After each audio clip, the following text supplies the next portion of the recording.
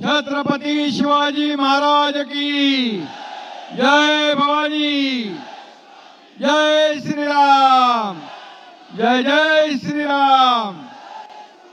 आजच्या डॉक्टर सुजय विखे पाटील यांच्या उमेदवारी अर्जाला भरण्यासाठी उपस्थित राज्याचे लोकप्रिय उपमुख्यमंत्री देवेंद्र फडणवीस जी, राधाकृष्ण विखे पाटील जी, दीपक केसरकर जी, रामभाऊ शिंदे, शिवाजी कर्डिले, प्रवीण दरेकर, मोनिकाताई राजळे, संग्राम जगताप, अभय आगरकर, अण्णासाहेब मस्के, व्यासपीठावरील सर्व सन्मान्य मान्यवर, कारण वेळ कमी आहे आणि भर उन्हात इकडे माणसं आहेत, समोर आहेत, इकडे आहेत, अगदी नजर पोचत नाही तिथपर्यंत आणि कडाक्याचा उन्हाळा असताना आपण या ठिकाणी एवढ्या मोठ्या संख्येने सुजयच्या पाठीशी उभे राहिलात, याचा अर्थ सुजयचा विजय पक्का।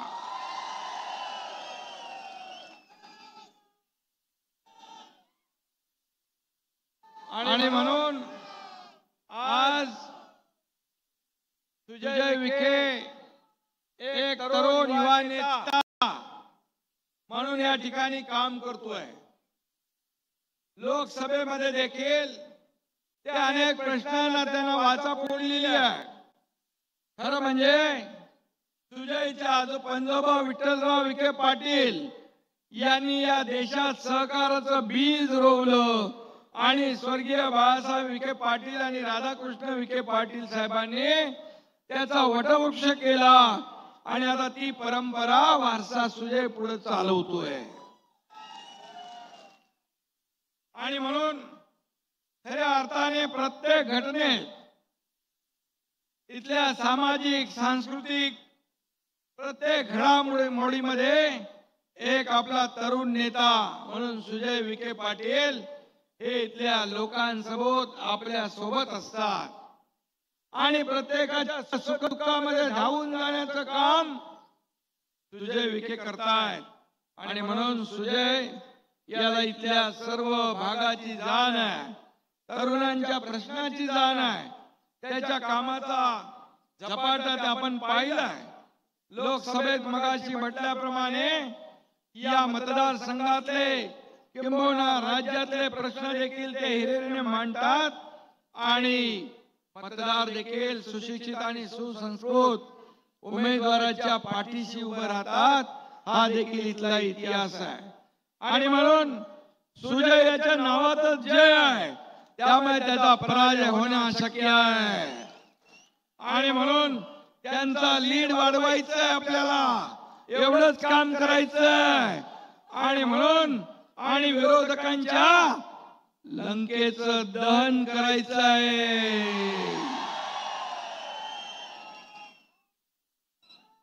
हे बरोबर लक्षात ठेवा, हे महाविकास आघाडी रावण रूपी लंकेचं दहन कोणी केलं? हनुमानजीने।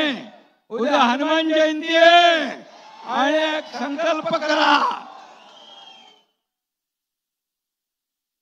मोदी गॅरंटीवर लोकांचा विश्वास आहे।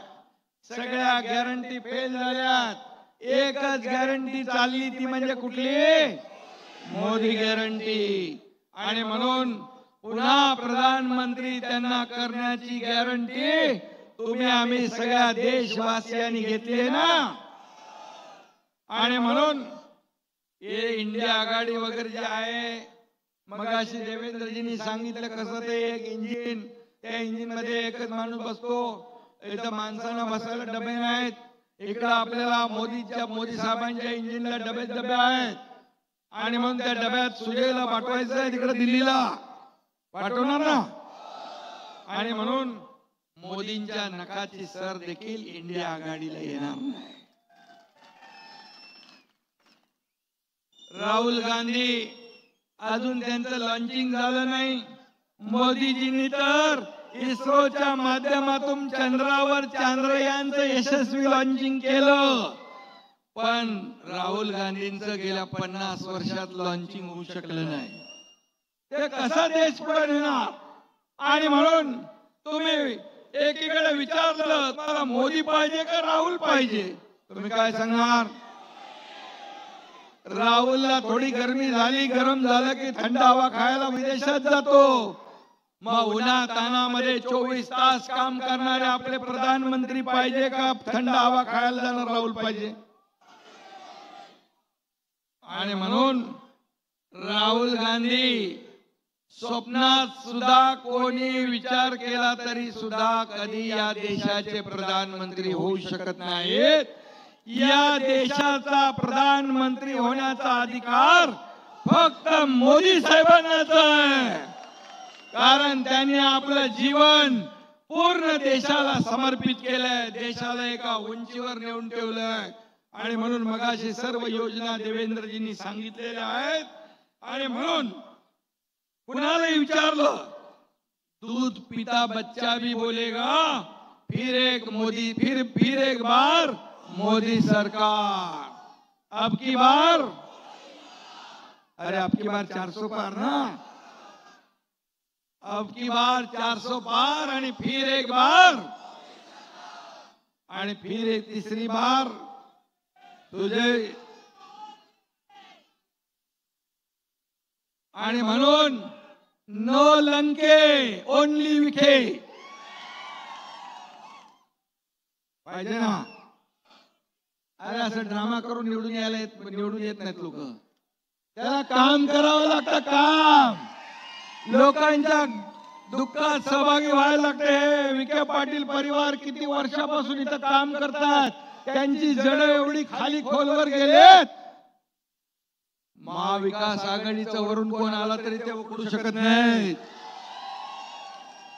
आणि म्हणून मी आपल्याला एवढं सांगतो, या ठिकाणी ज्या काही पाणी योजना असतील, इतर योजना असतील, विकास प्रकल्प असतील, राधाकृष्ण विखे पाटील त्यांचे वडील, त्यांचे पंजोबा, आता सुजय विखे या ठिकाणी काम करतात. त्यामुळे मी आपल्याला एवढंच सांगतो, आज येथे आपलं मतदान किती तारखेला आहे?